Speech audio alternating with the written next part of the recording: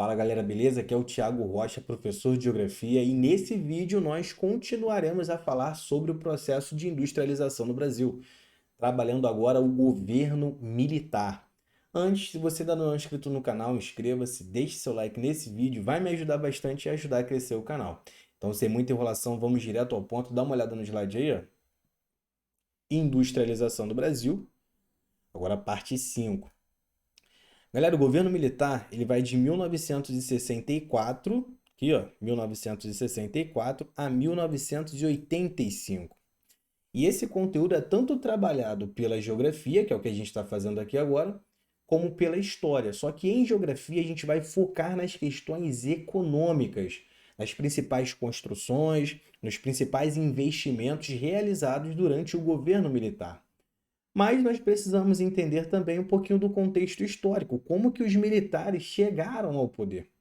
E o que aconteceu foi o seguinte: antes dos militares assumirem o poder, o presidente que estava no Brasil era João Goulart, o famoso Jango. Jango queria realizar algumas reformas que ele chamava como reformas de base.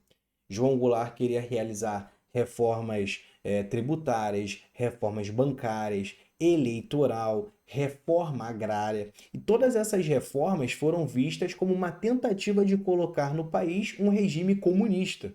Então os militares acabaram, né, assumindo o poder e João Goulart caiu. Agora sim nós podemos falar sobre as principais características desse período do governo militar. Então voltando aí, ó. Nós tivemos vários presidentes, tá, galera? Aqui no Brasil, durante o governo militar. Mas a geografia gosta muito de falar do governo Médici.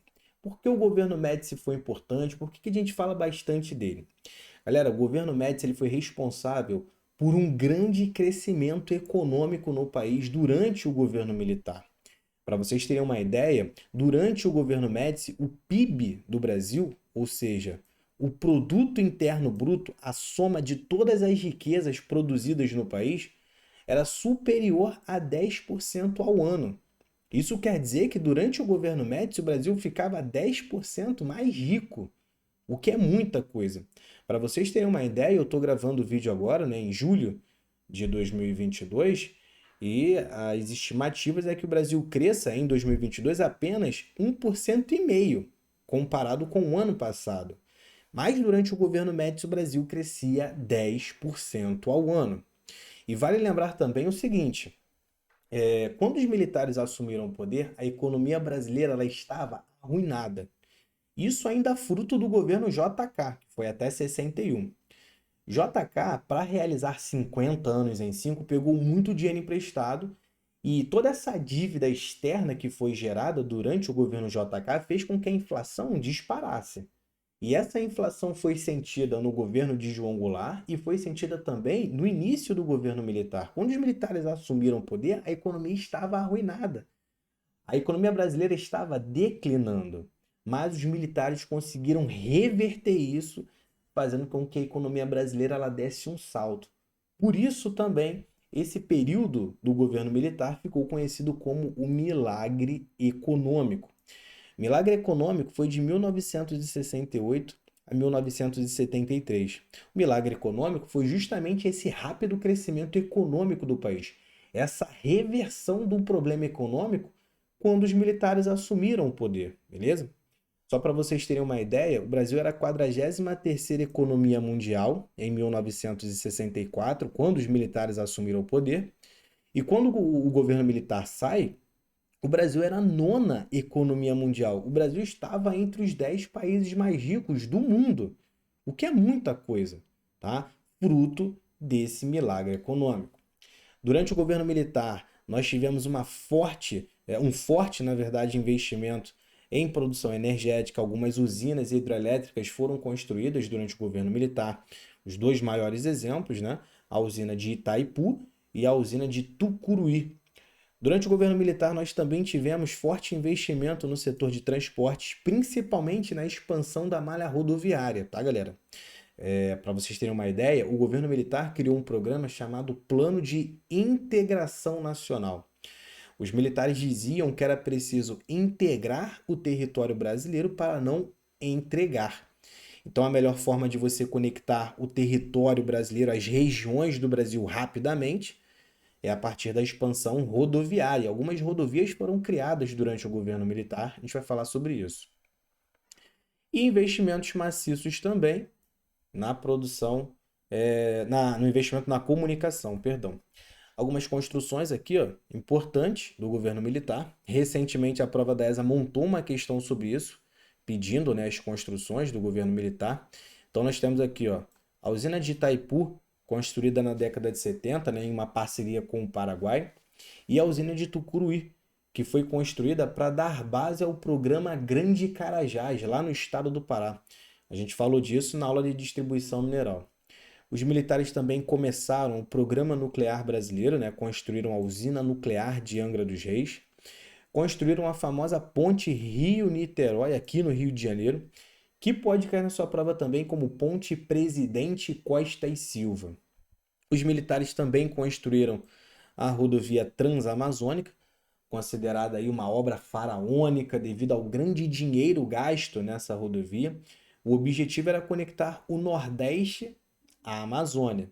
Alguns problemas surgiram, tá, com essa rodovia. Ela não foi totalmente asfaltada, pavimentada, então em determinados momentos do ano, o caminhão, por exemplo, não conseguia passar em alguns trechos da Transamazônica, porque chovia demais, chove, né? Demais na Amazônia, e o barro acaba impossibilitando que alguns caminhões passem por ali. Atualmente nós estamos pavimentando essa rodovia, asfaltando, mas durante o governo militar a maior parte não foi asfaltada. Lembrando que essa rodovia transamazônica ela conectava o Nordeste à região Norte, tá? E a prova dessa já cobrou isso. Ainda conecta, né? Obviamente, ela ainda está em fase de construção, em pavimentação, asfalto, e o objetivo é conectar essas duas regiões, Nordeste à Amazônia. Os militares também construíram a Perimetral Norte, lá no estado do Pará, BR-210, Transamazônica 230, Perimetral Norte 210. Durante o período militar, nós tivemos um forte investimento, principalmente dos Estados Unidos, em extração de minerais metálicos. Alguns programas surgiram aqui no Brasil com investimentos externos, tá? O programa Carajás, Grande Carajás no estado do Pará, o projeto Trombetas, também no Pará, para extração de bauxita, e o projeto Jari, que fica na divisa entre o Amapá e o Pará. O principal objetivo desse projeto Jari era a produção de celulose. Um investidor norte-americano investiu bastante nessa região, mas o projeto acabou dando errado. A gente fala disso lá na aula de regionalização, tá? Mas esses três projetos receberam investimentos externos. Além disso, investimentos externos na produção agrícola, nas indústrias farmacêuticas e químicas e na fabricação de bens de capital. Lembrando que bens de capital é a indústria que produz maquinários, tá? Geralmente é o Estado quem investe nesse tipo de indústria, mas durante o governo militar nós também tivemos investimentos estrangeiros. Durante o governo militar nós tivemos vários lemas. Brasil, ame ou deixo. Mais um lema muito importante foi exportar é o que importa. Exportar é o que importa porque durante um determinado período os Estados Unidos diminuíram, né, o empréstimo de dinheiro aqui para o Brasil.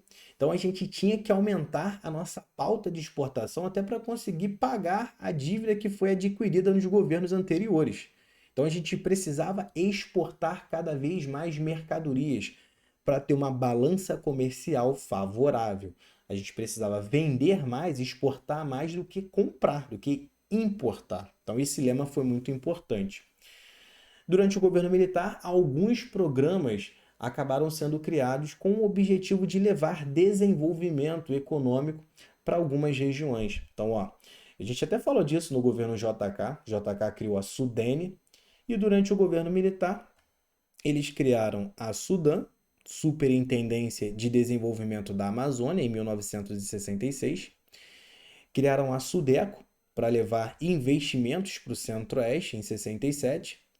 A Sudesul para a região sul do Brasil, em 67 também, e a Codevasf, Coordenadoria do Vale do São Francisco, em 74, com o objetivo também de levar desenvolvimento para a região do Vale do São Francisco, construção de algumas indústrias, usinas hidrelétricas e por aí vai. Durante o governo militar, né, tô o tempo todo falando durante o governo militar, durante o governo militar, mas para a gente trabalhar as principais características aí. Então, quando os militares assumiram o poder, o mundo já estava passando por um outro contexto, que foi o contexto da Guerra Fria, beleza? E aí nós tivemos uma disputa entre Estados Unidos e União Soviética, uma disputa armamentista, uma disputa nuclear para ver quem produzia, né, mais ogivas nucleares e até uma corrida espacial. E como o Brasil passou pelo milagre econômico, né, começou a crescer economicamente e rapidamente, nós passamos a investir também em tecnologia aqui no país.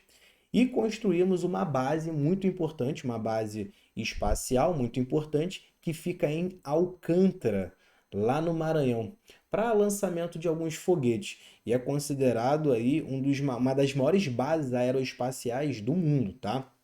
Os Estados Unidos, de vez em quando, lança alguns foguetes daqui. E além disso, para fechar também, o que acontece? Deixa eu puxar a câmera aqui para mim que é melhor. Durante o governo militar, inicialmente, os militares eles tinham a ideia de produzir armamentos nucleares, ou pelo menos tentar desenvolver a tecnologia para armamentos nucleares. Era uma tecnologia nova, avançada, e os militares tentaram desenvolver isso. Até porque é uma tentativa de você também avançar o seu parque tecnológico, modernizar o seu país, por conta da tecnologia que é desenvolvida, né? Os estudos que são realizados. Então, quando começa o mundo inteiro, tá? Quando começa essa busca por armas nucleares, produzir armas nucleares, criaram um tratado de não proliferação dessas armas, por conta do perigo, né, que o mundo poderia passar com o aumento dessas bombas nucleares. Então criaram um tratado onde os países assinavam, e se o país assinasse esse tratado, ali ele não podia mais produzir armas nucleares, ele tinha que paralisar as pesquisas de armas nucleares. E inicialmente o Brasil se recusou a assinar, tá? Eu coloquei aqui, ó, a rejeição ao Tratado de Não Proliferação de Armas Nucleares. O Brasil se recusou a assinar esse tratado inicialmente porque ele queria estudar e desenvolver futuramente ogivas nucleares. Era uma maneira também do governo se defender, até porque o mundo estava passando por esse crescimento em ogivas nucleares. Só que, por pressão política e econômica, o Brasil assina esse tratado em 1990. Outra coisa, a prova da ESA ela nunca falou sobre isso, tá? É por isso que eu chamo muito a atenção para essas questões. A ESA nunca falou sobre essa questão, tá? De não assinar o tratado de não proliferação de armas. Já cobrou sobre a base de Alcântara, isso ela já cobrou. Agora, essa questão de não assinar o tratado, ela nunca fez, mas está no livro do edital. Então, se em algum momento eles falarem sobre isso, fica atento, porque isso vai pegar muita gente, mas não pode pegar vocês. Show de bola?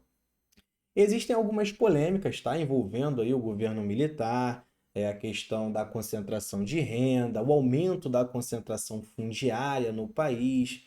Mas, obviamente, a gente não trabalha muito isso aqui porque é uma prova militar. A ESA não vai cobrar quais foram os problemas criados pelos militares no governo. A prova é deles. Então aqui a gente tem que trabalhar as questões econômicas. Tranquilo? E foi o que a gente fez aqui. A gente trabalhou o início do governo militar até o finalzinho aí. E agora é esperar o próximo vídeo. A gente vai falar na próxima aula sobre as características agora mais atuais da industrialização brasileira. Belezinha? Vou ficando por aqui. Até a próxima aula. Beijos, abraços e fui!